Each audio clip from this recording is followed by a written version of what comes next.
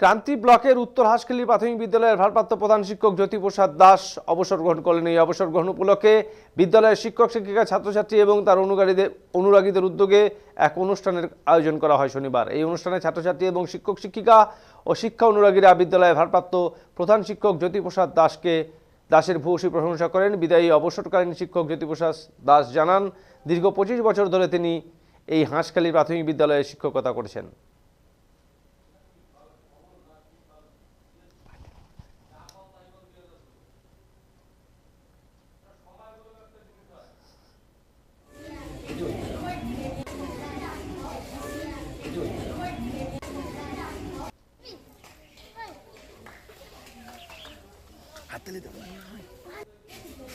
আমার কথা সচেতন করা খুব মুশকিল আছে।